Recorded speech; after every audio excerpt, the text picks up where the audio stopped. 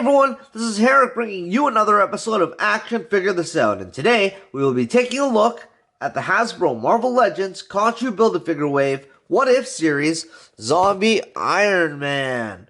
Now, I picked this guy up at my local GameStop up here in Canada, along with a few other figures that I'll be reviewing. They had the full Khonshu wave there, so I'm probably going to go back to pick up Zombie Scarlet Witch and try and get my hands on the Zombie Captain America, just to get some more zombies in my display. So check out your local GameStops. So before we get started, let's just take a quick look at the packaging here. On the front, you're going to see a picture of the figure, and it says What If at the bottom, because this is from the episode of What If, where the Avengers get turned into zombies. On the side, you're going to see a picture of the Build-A-Figure, along with the names of the other figures that are in this wave. On the back, you're going to see a picture of the figure along with his accessories. It comes with an extra pair of hands and two effect pieces you can add to his hands to make it look like he's firing energy out. On the side, you're going to see a collage of things from the What If episodes. And there's really nothing on the bottom aside from legalese, and it says plastic-free packaging. For anybody who needs it, here's the barcode at the back of the box. Perfect. So, let's action figure this out and take a look at this guy out of the packaging. So right away, we're going to be taking a look at the height of this figure. In inches, Zombie Iron Man stands at roughly around 6.5 inches, which roughly equates to around 17 centimeters tall. Now, I'm just going to say, I was initially going to pass on this figure. The zombie thing didn't really appeal to me too much. I passed on Zombie Captain America, and now I'm really regretting that I did. Once I saw this in store and had it in hand, I knew that I had to pick it up. It looks great, even though it does look like it's simply the Infinity War Mark 50 Iron Man suit with a new head. But after seeing this in person, I'm glad I grabbed it. The zombie face he has looks gruesome. I like how he has his tongue sticking out, and it looks like it's a different piece if you can take a look. Now, he does have a few pieces of his armor that are torn off where there's flesh showing. There's a piece by his ribs over here where his flesh is showing, and there's a piece on his forearm right here where his flesh is showing as well. Now, for some reason, the piece on his ribs over here aren't where they're supposed to be. It's lower than it's supposed to be. The piece that's showing on his ribs is actually near his abdomen than his chest. Like there would literally be no bones over here. It's your stomach. The red they have for this figure is a lot darker than what we got with the Mark 50 Iron Man suit, but it still looks great. It actually fits much better than the red they had for the Mark 50. I personally like how gory the head is. They really did a great job on the head sculpt. Throughout his body, you can see that there is what looks to be dried blood all over his armor.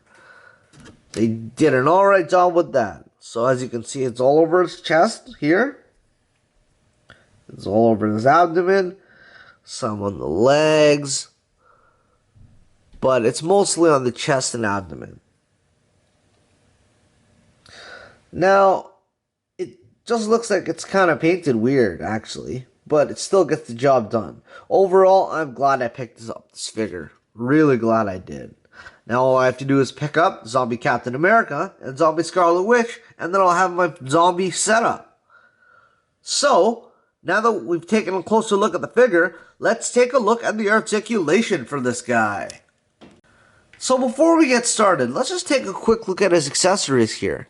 So, in the box, he comes with one shooting hand and one fist, but then you can interchange them out. So I have him with two fists on. But he has these two repulsor hands that you can put in to make it look like he's shooting repulsors. And you have these effects that you can put in those hands to make it look like he's shooting things out of his hands. Like he's using his repulsors. So that's pretty nice. Now that we've taken a look at his accessories, let's look at his articulation. So he has a dumbbell joint in his head, giving you the ability to look up just a tiny bit. He can look down and have his chin touch his chest, no problem. He can look side to side, no problem. And he has quite a bit of tilt. So dumbbell joints are perfect for neck joints. They give you so much tilt, which is amazing. In his shoulder, he has a hinge, giving you a little over 90 degrees, which is really good. He can go forward, he can go back, no problem, all around. And he has a bicep cut, granting you full 360-degree motion, rotation. Okay, he has a double-jointed pinned elbow, which grants you around more than 90 degrees, just a little bit. And he has a hinge in his fists, giving you the ability to turn side to side, rotation, and he can hinge in and out. For some reason, my fists, my Iron Man's fists, can't use the hinge at all. It's really stuck. So I'm going to have to put it in some hot water to loosen it up, because I don't want to go breaking this figure. I can already see that I'm putting stress marks on the pegs right here, so I'm just going to stop doing that. He has a diaphragm cut with a double ball peg, I believe, or a single ball peg, giving you full rotation like this. He can lean forward just a bit. He can lean back a little more than that. And he can lean side to side, no problem. He doesn't have a waist cut, so all his rotation is going to have to be using the diaphragm joint here. For his hips, he has ball joints, giving you the ability to get... No, you can't do the splits. You can't do the splits at all. He can literally only get 45 degrees. So that's not too good. He can kick forward around 90, which is pretty decent. And he can barely kick back, so that's alright. He has an upper thigh cut, okay, granting you full 360-degree motion, rotation. He has double jointed pinned knees, giving you the ability to kick all the way up. He can't kick his own back, but he can get pretty close, as you can see. And he has a hinge in his ankle, which gives you the ability to kick up this far. He can kick back this much. And he can rock side to side. He can't rotate, but he can rock.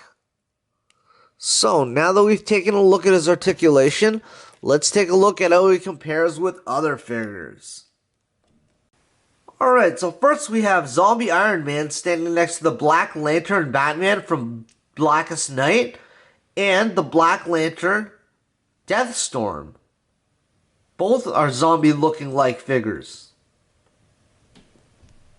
Alright, now we have Zombie Iron Man standing next to the Iron Man from Avengers Endgame and the Mark V MCU Iron Man suit.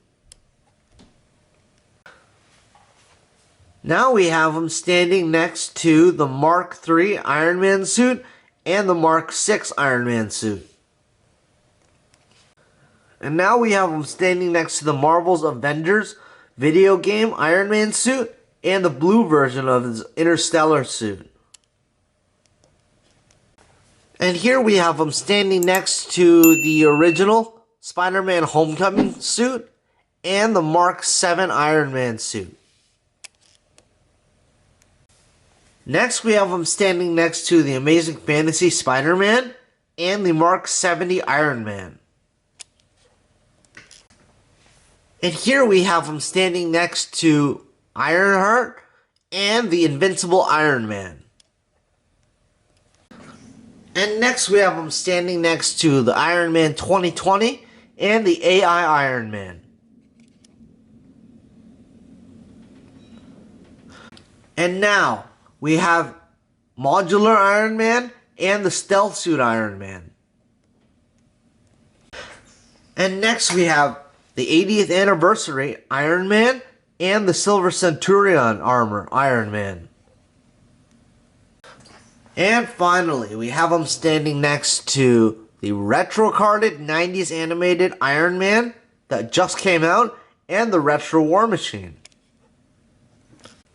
So, I think that should be about it for today. Thanks for joining me on another episode of Action Figure This Out, where we took a look at the Hasbro Marvel Legends Khonshu Build-A-Figure Wave What If series Zombie Iron Man. Feel free to like, share, and subscribe if you'd like to see more reviews of your favorite action figures. As well, feel free to leave a comment. We'd love to hear from you. Again, this is Herrick with Action Figure This Out. signing off.